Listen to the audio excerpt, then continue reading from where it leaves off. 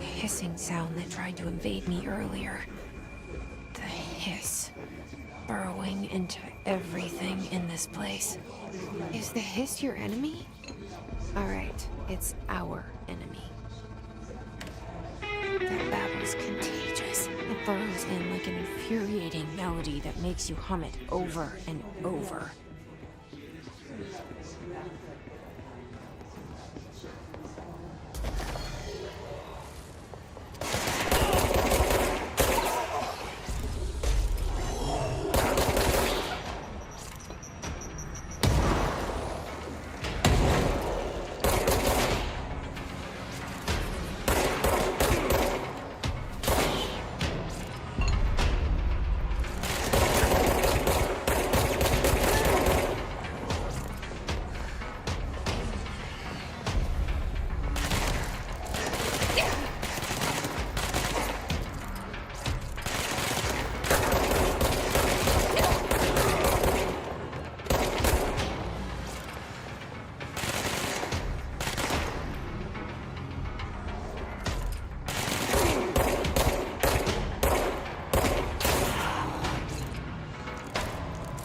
Cleanse control points. An enemy. Corrupt. Spreading them. Cleanse the control point. What does that mean? Help me fix it.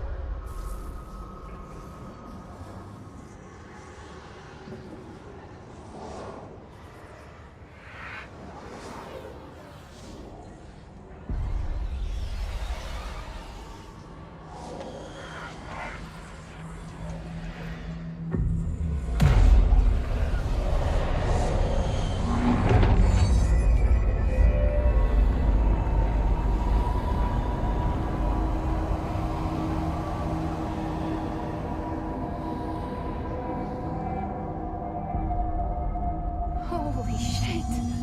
You did it! We did it! Hello? Can you hear me? Are you with us? With the Bureau? Are you still sane?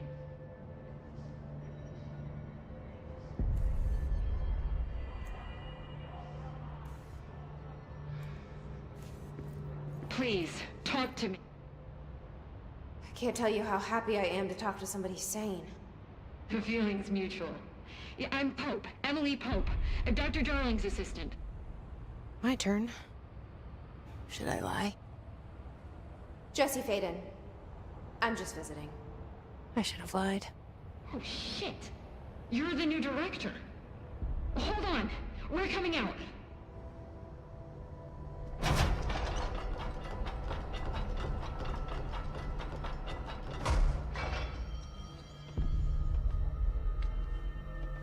Director Faden.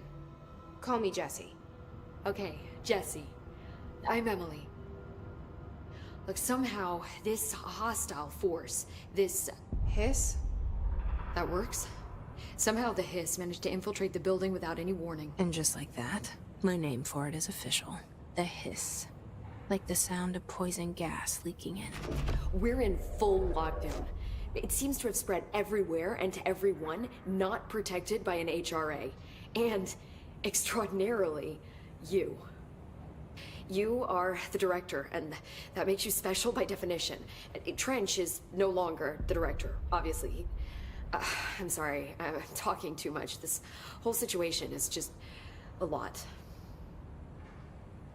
Trench is dead. Shot. Ah. I found his body. And the gun. Do I tell her it looked like a suicide? The service weapon. Also, and this can sound crazy, but he keeps appearing to me, saying things. It's hard to make out, but he told me to cleanse the control point, push the hiss out. The whole room shifted around. You did that? And you entered the building when it was already in the lockdown before you became the new director? How? I'm not ready to tell her about you yet. A janitor let me in. I love it. This is fucking unbelievable. I can't even... Look, Jesse, I have a million questions, and you probably have a million more. Like, do you know my brother Dylan? Not yet. But there's something I need to ask you to do first. If you can cleanse a control point, then you can maybe cure those infected or possessed by the hiss. Because if that's possible, our options are very different. Emily Pope. I don't know her, but I like her already. She's the opposite of the faceless agency I've blamed for what happened to me for so long. But I can't trust her yet. Or rather, the Bureau she's a part of. Yes. I can try. I'm speaking for you, of course. We can try it together. Okay. You with me? We did it before. Push the hiss out.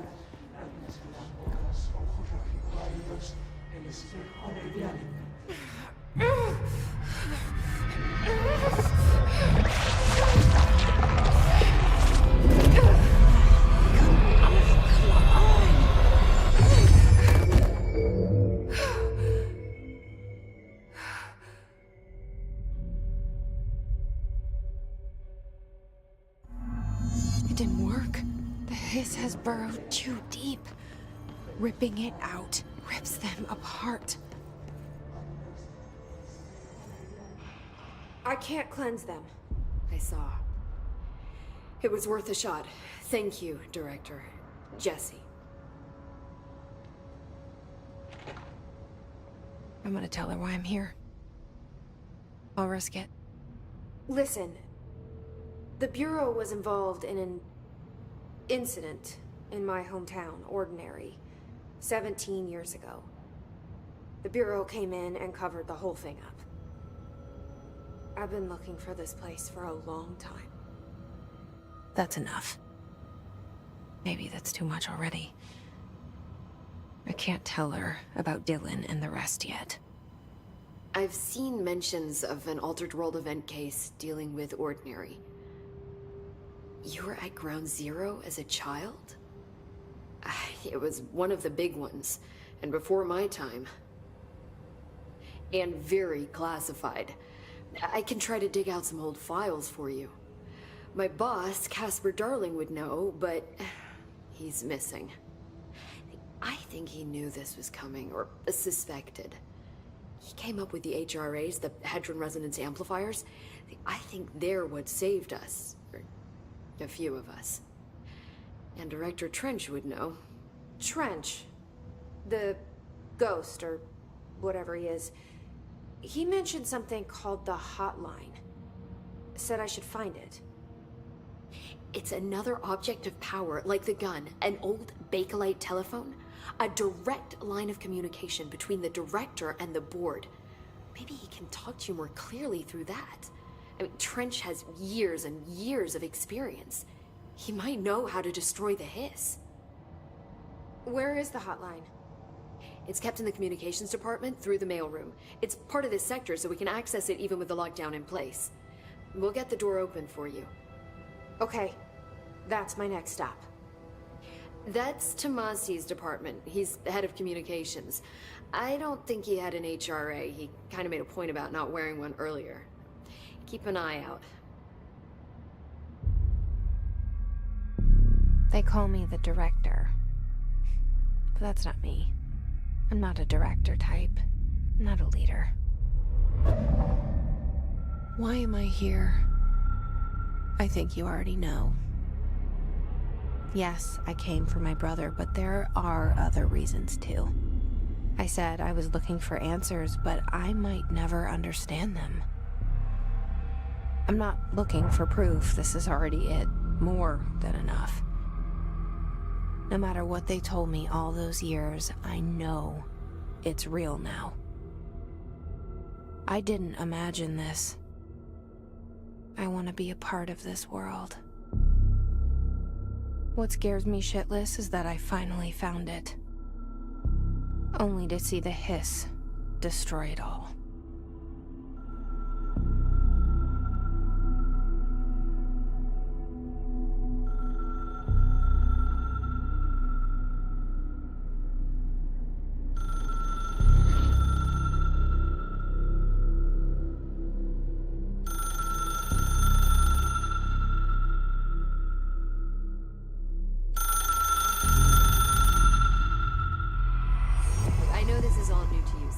Don't hesitate to ask me anything you want to know. There are no stupid questions. The door to the comms department is just outside the boardroom back in the lobby. They should have gotten it open by now. Follow the signs to the mailroom. You can get to the hotline containment chamber through there. Good luck, Jesse. See you back here once you have the hotline. Thanks, Emily.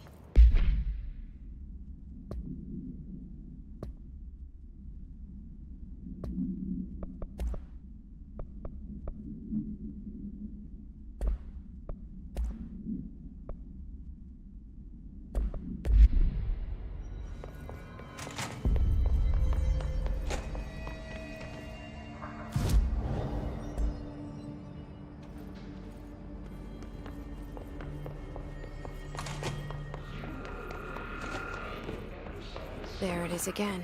Our welcome message.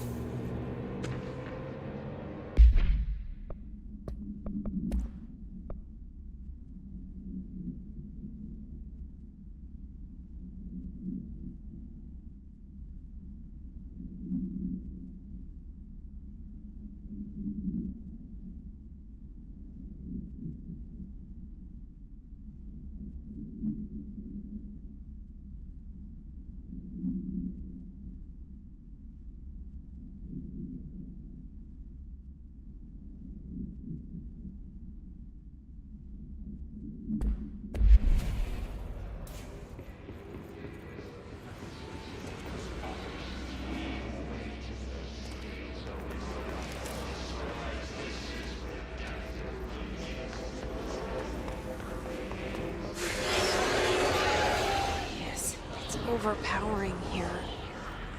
You don't want me anywhere near it. With you on that.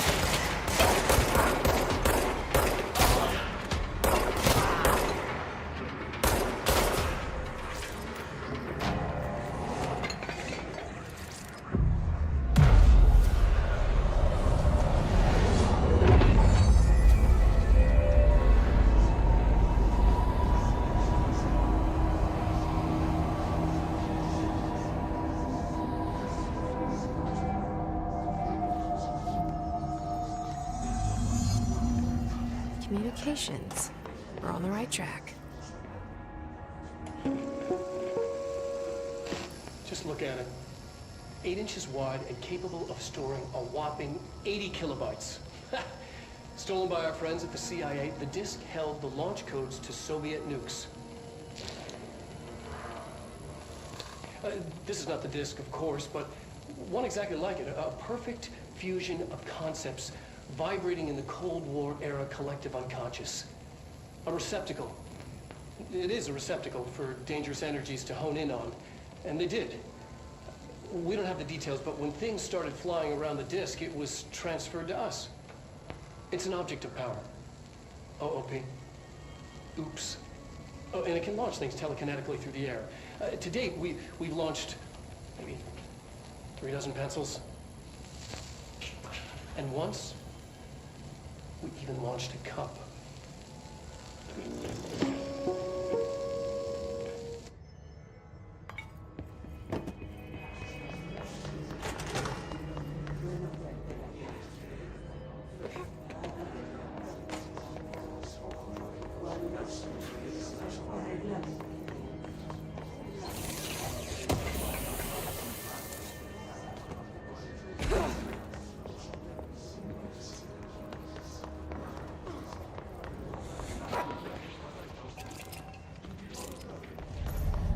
Object of power. Looks like the place has latched onto it. We need to cleanse it.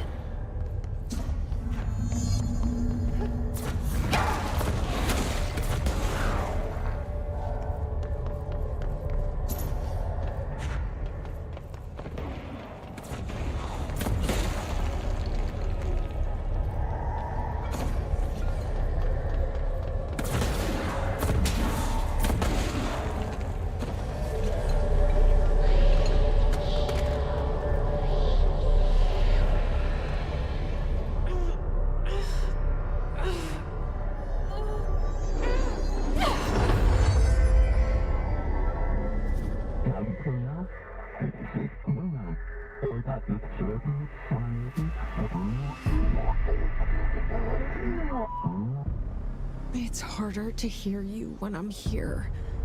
It's like the channel's been changed. The board's in charge here. They're pyramids in the Bureau seal. Are they really the ones pulling the strings? I'm not their director. I'm no one's director.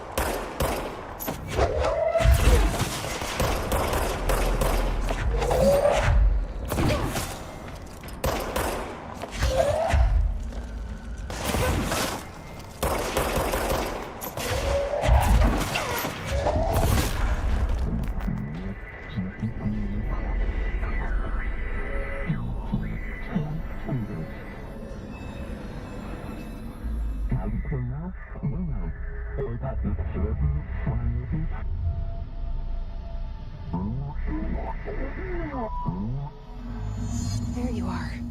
You were gone. Cut off. I got it. Just like you wanted, right? This will help me fight the hiss.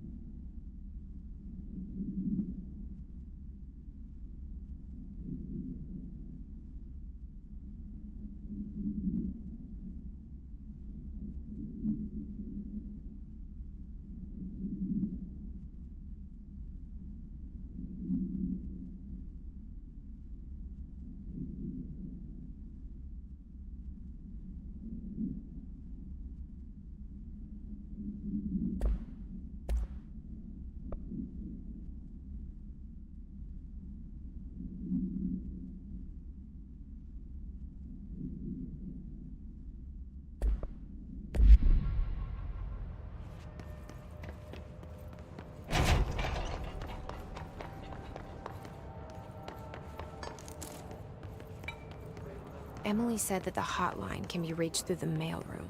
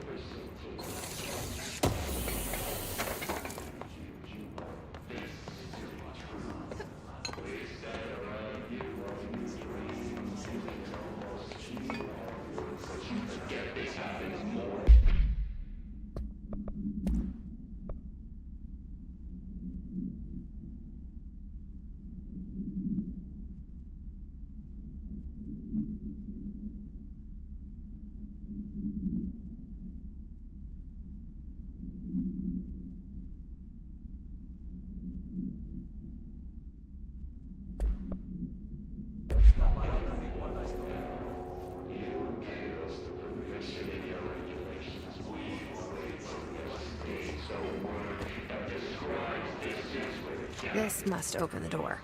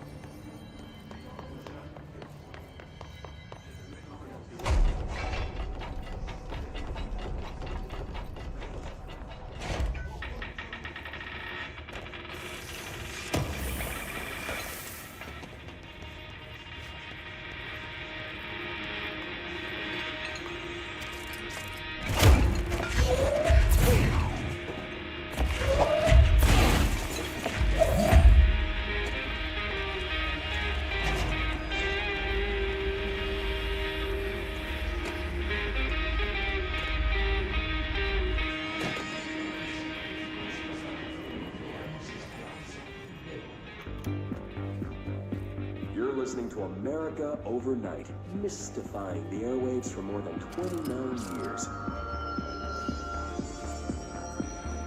Thank you for staying up with us. Ghosts.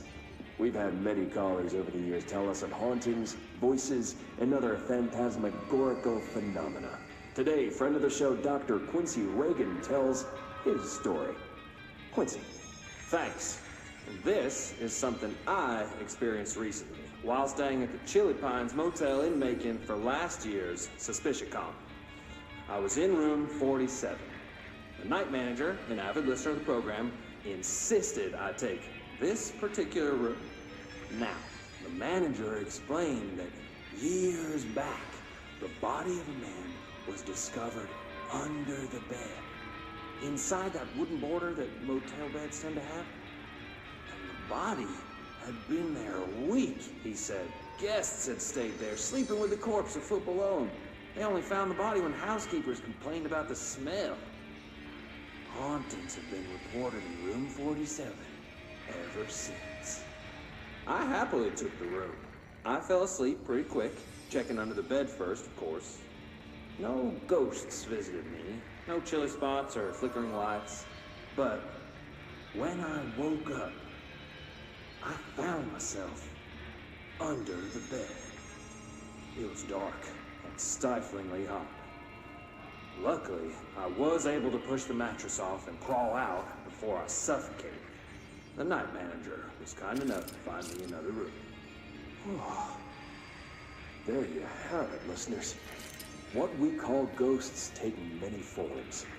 Quincy was brave enough to tell his story, and I encourage you to keep calling and writing whenever you encounter something strange, something you can't explain. Maybe you're seeing colors that we have no name for. Maybe your toaster is possessed. Remember, dear listeners, when no one else believes you, we do. America Overnight, we'll be right back.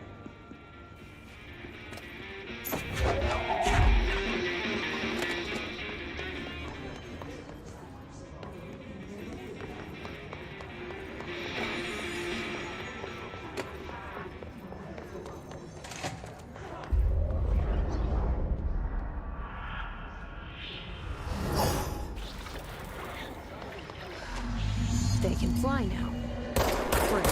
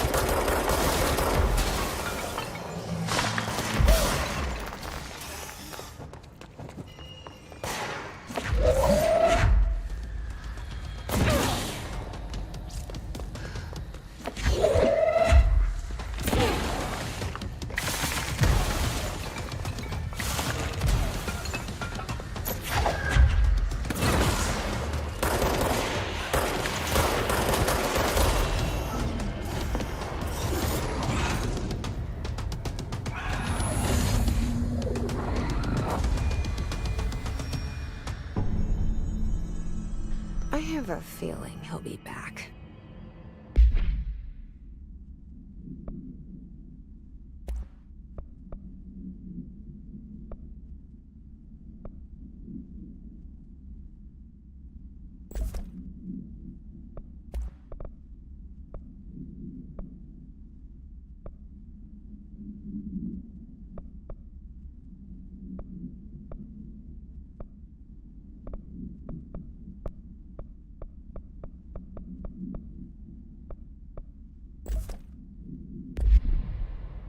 Let's stay focused. The hotline should be past the mailroom.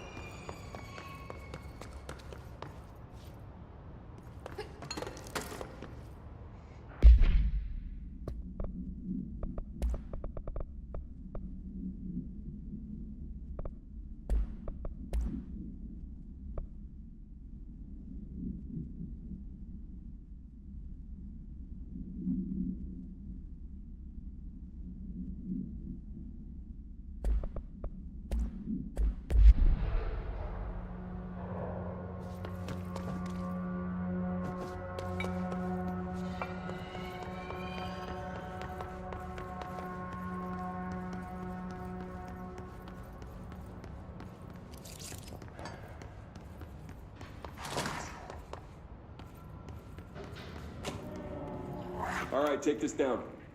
The situation in Cuba has been evaluated by the relevant authorities. The mysterious illness affecting the staff at the U.S. Embassy in Havana was caused by sonic weaponry in the hands of a foreign power. Numerous personnel have damage to the inner ear, but most are expected... Alberto Tomasi, head of comms. Of course, the event also damaged their cellular walls, but... The hiss got him. ...on some stupid noise gun. Thank God no local doctors examined them first. Honestly, what are the odds an alternate item will show up inside a U.S. embassy? Talk about good luck, huh? So much easier to... Hey, are you still recording this?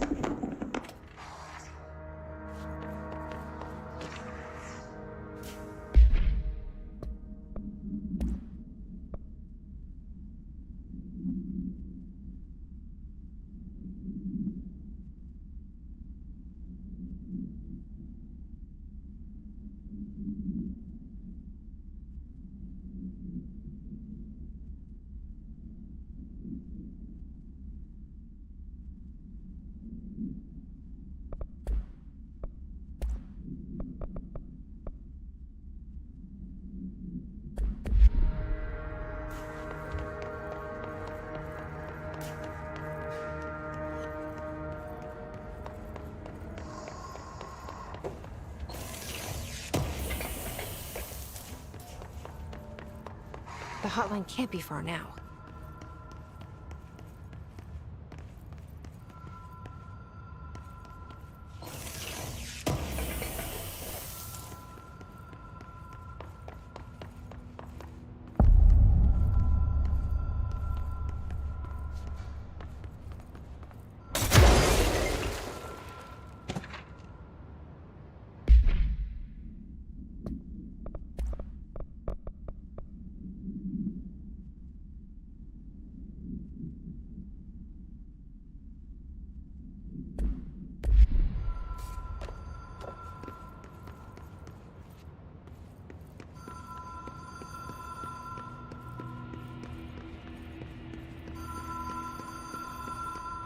Ocean View Motel and Casino. Dream logic. The light switch cord. Door marked with the black pyramid.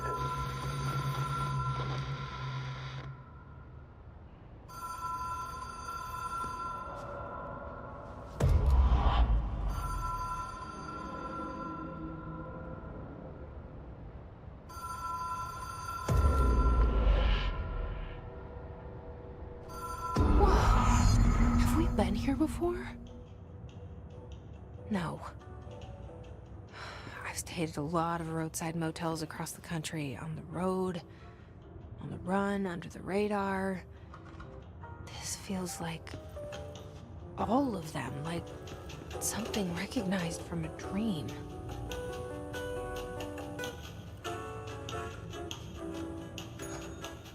Hello? Anyone here?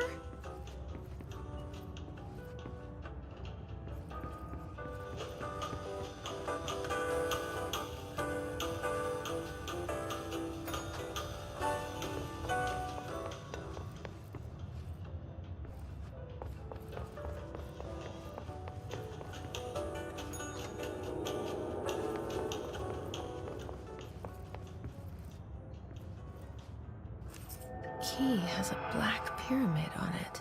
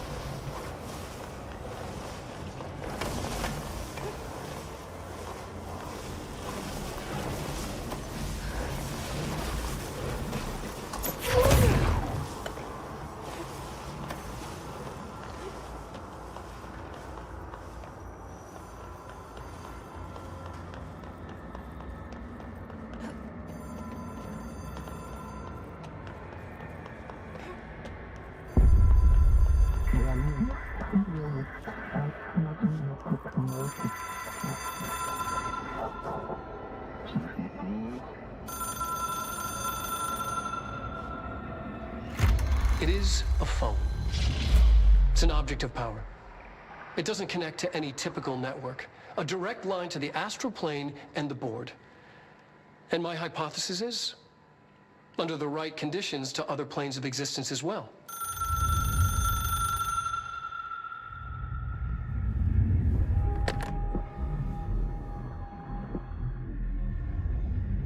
A director needs a team.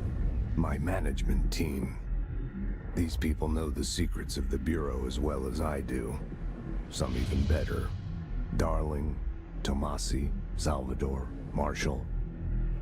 Marshall especially, my head of operations. She sees right through me. She knows I don't like relying on people. The only person you should fail is yourself. But things change when you become director.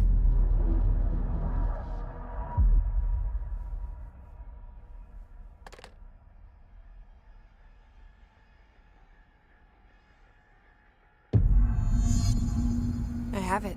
The hotline. I can reach Trench. Well, listen to him. He feels more like an echo.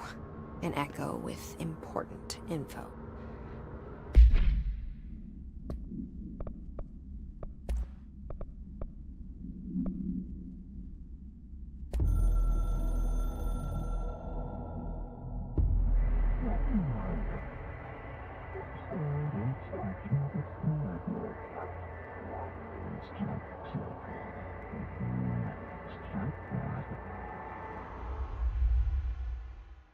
I need to get back to Emily.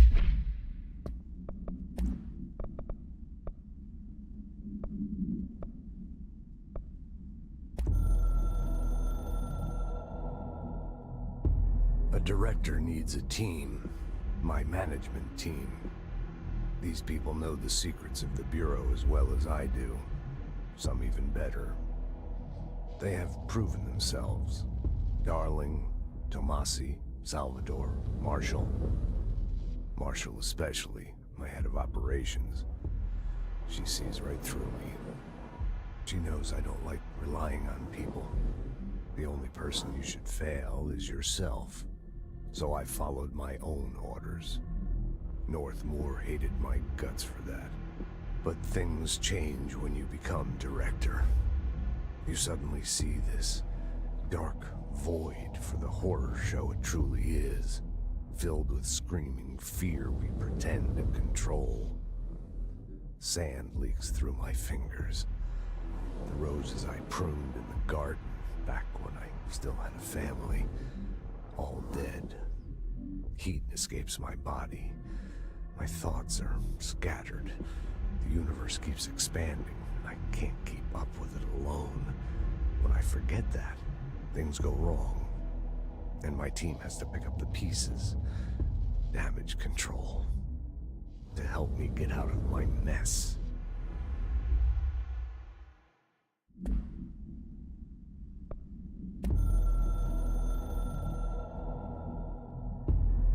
Something's coming. The whispers growing louder.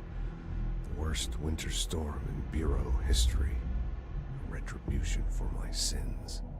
Our sins. This threat could destroy the Bureau, everything I've built. Destroy me. A web spun, turning this place against me. I catch glimpses of it in the corner of my eye. It's just out of reach. Elusive. It's clever. A perverse game of hide and seek. Is this part of an attack? Obfuscating the facts. Dimming my eyes. It's hard to tell. I need answers. I haven't heard back from Darling. I fear for my friend, my closest ally. I think we made a terrible mistake all those years ago. That thing he studies is putting us all in danger. It's my duty as director to keep the Bureau safe. It'll be difficult. What's done can't be undone. There's no easy fix. Magical thinking is a requirement for survival. Pain and suffering are mandatory. To change things, you have to break yourself. I don't know if I have the strength. I'm old and weak. I'm afraid. I can see my hands trembling. I'm losing control.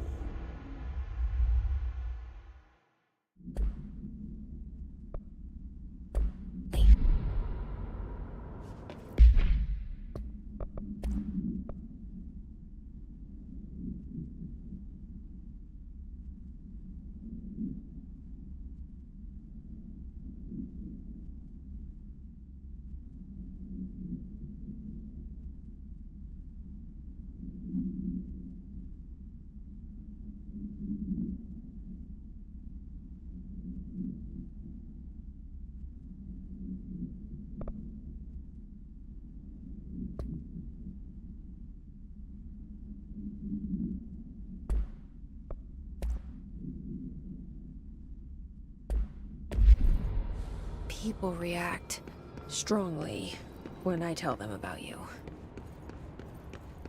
Is it too soon to tell Emily? She might be able to help,